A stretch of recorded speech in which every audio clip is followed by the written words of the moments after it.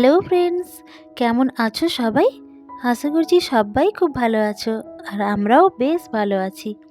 আমি মুনমুন ফিরে এলাম আজকের আরও একটি নতুন ব্লগ নিয়ে। আর আজকের ব্লগটাতে তোমাদের সবাইকে অনেক অনেক স্বাগত জানাই। আজকে হচ্ছে বৃহস্পতিবার আর এখন ঘড়িতে সময় হলো সকাল 7টা।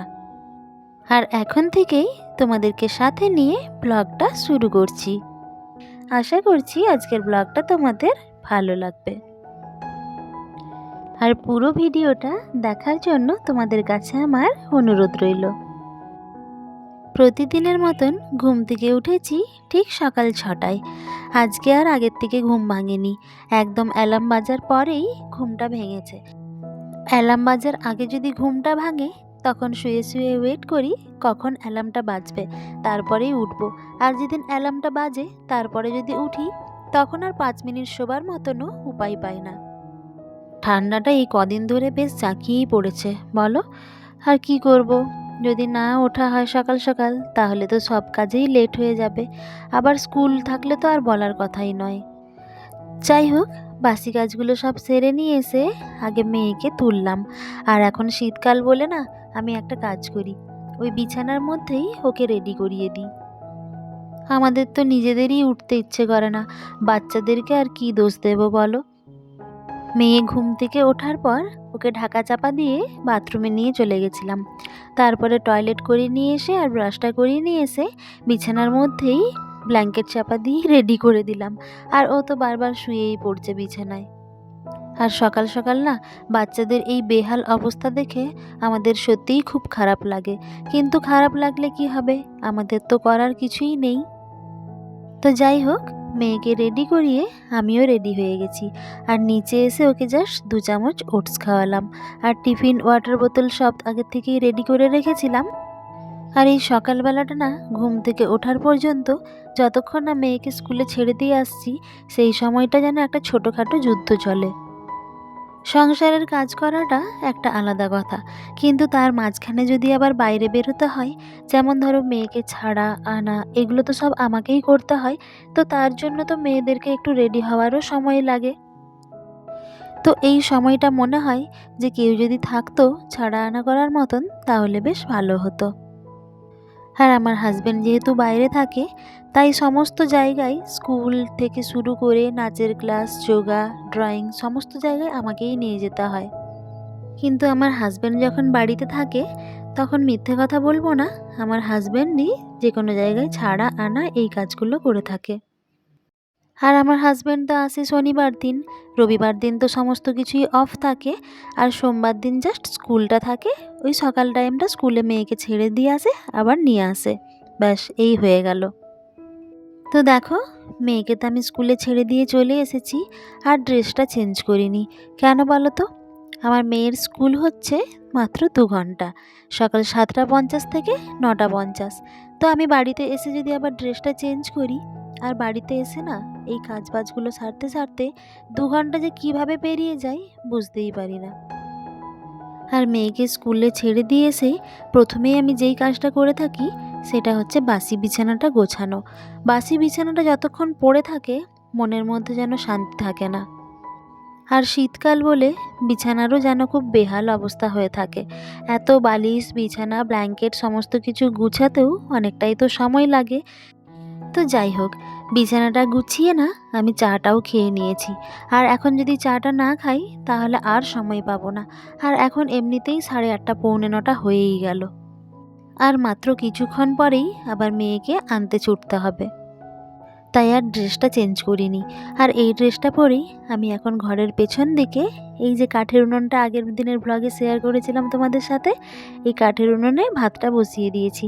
দেখছো তো কত কাগজপত্র, তারপরে কত ডালপালা, কাঠ কুচো সব কিছুই আছে। আর এগুলো ফেলে দিতেও না ভীষণ মায়া লাগে। আর আমাকে বসে বসে এই কাঠের উনুনে জাল দিতে বেশ ভালোও লাগে। আর এখন তো শীতকাল, বেশ আগুন পোহানোর মতন অবস্থা হয়। আর গ্যাস খরচটাও একটু কমানো গেল, তাই না? আর দেখো, মেয়েকেও স্কুল থেকে নিয়ে চলে এসেছি। আর ওকে খাইয়ে দাইয়ে আমিও টিফিনটা সেরে নিয়ে আজকে ভেবেছি একটু ঝাড়া পোছার কাজগুলো করব। মেয়েকে স্নানও করিয়ে দিয়েছি, আর হাতে দেখছি 1 ঘন্টা মতন সময় আছে, আর এই টাইমটাই আমি এখন কাজে লাগিয়ে দেব।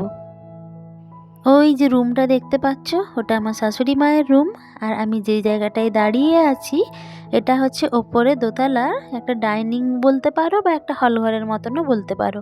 অনেকটাই বড় প্লেস আছে এখানে। আর এই রুমটা হচ্ছে আমাদের বেডরুম।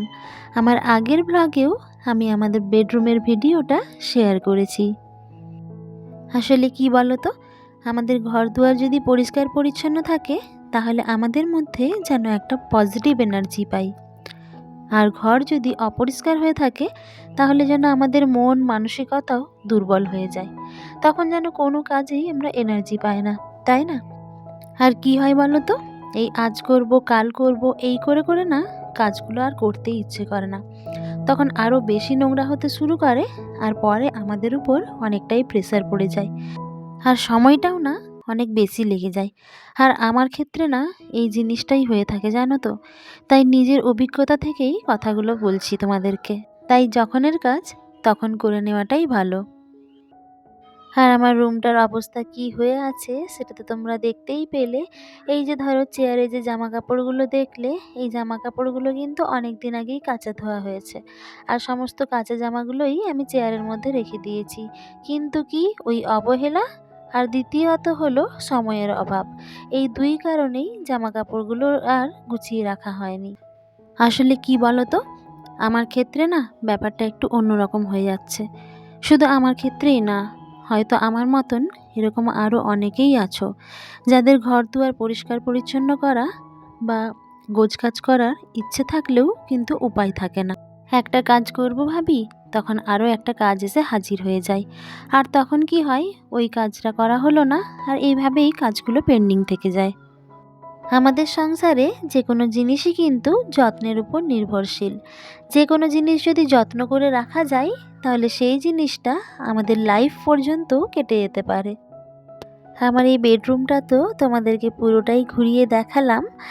আর দেখো, আলমারিটাও আমি ভালোভাবে মুছে নিয়েছি, আর এখন এই টেবিলটাও জিনিসপত্রগুলো সব কিছুই সরিয়ে সরিয়ে মুছে দিচ্ছি। আর এখানে দেখো, আমি টেবিলটা মোছার সময়ও কলিন ব্যবহার করেছি, কেননা ওপরের যে মাইকাটা আছে সেখানে আমার মেয়ে এটা ওটা ফেলে অনেকটা দাগ করে দিয়েছিল, আর সেই দাগগুলো দেখলাম কলিন দিয়ে মুছতে বেশ ভালোভাবেই উঠে গেছে। আর এই জানলাটা দেখো, ভালোভাবে আমি এখন ঝেড়ে নিচ্ছি। আর এই জানলাটা না আমাদের বাড়ির উত্তর দিকে, আর উত্তর দিক থেকে এতটাই হাওয়া বইতে থাকে যে জানলাটা বন্ধ করে রাখতে বাধ্য হই। আগে আগে কি হতো, যখন ঝাড় দিতাম জানলাগুলো আমি একই সাথেই ঝেড়ে নিতাম। আর এখন যেহেতু বন্ধ থাকে বলে জানলাটা আর ঝাড়া হয় না, ওই 3-4 দিন ছাড়া ছাড়া তাও একবার করে ঝেড়ে নিই।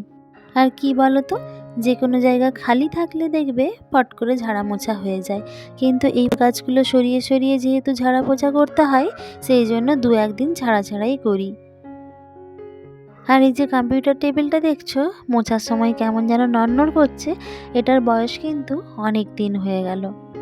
অনেক দিন বললেও ভুল হবে, অনেক বছর হয়ে গেল। কেননা আমার হাজব্যান্ড যখন প্রথমে ইঞ্জিনিয়ারিং পড়া শুরু করেছিল, তো সেই সময়কার জিনিস এটা। আর স্ক্রিনটাও দেখো একদম নষ্ট হয়ে গেছে, কিন্তু কাজ চালানো যায়। আর প্রতিদিন চেষ্টা করি ঘরটা ঝাড় দেওয়ার সময় এই ফার্নিচারগুলো একটু একটু করে মুছে দিতে। তাহলে কি হয় বলো তো, একসঙ্গে অতটা চাপ পড়ে না। আর একসঙ্গে বেশি নোংরা হওয়া মানেই তো আমাদের ওপরেই চাপটা পড়া, তাই না? ভিডিওটার এই পর্যায়ে এসে যদি ব্লগটা তোমাদের এতটুকুনো ভালো লেগে থাকে, তাহলে প্লিজ একটা লাইক আর কমেন্ট করে দিও। আর তোমরা যারা আমার নতুন বন্ধু আছো, আজকের ভিডিওটা দেখছো অথচ এখনো পর্যন্ত সাবস্ক্রাইব করোনি, তাহলে বলবো আমার চ্যানেলটা সাবস্ক্রাইব করে আমার এই ছোট্ট পরিবারের সাথে থাকতে পারো। আর দেখো, এই যে ছোট ছোট স্পিকারগুলো দেখছো, এই স্পিকারগুলোকে আমি আমার মেয়ের ছোটোবেলাকার এই টুপিগুলো পরিয়ে রাখি। এতে কি হয় বলো তো, স্পিকারের সামনের দিকটা তো ফাঁকাই আছে, এতে আওয়াজেরও কোনো প্রবলেম হয় না, আর জিনিসটা নোংরাও হলো না।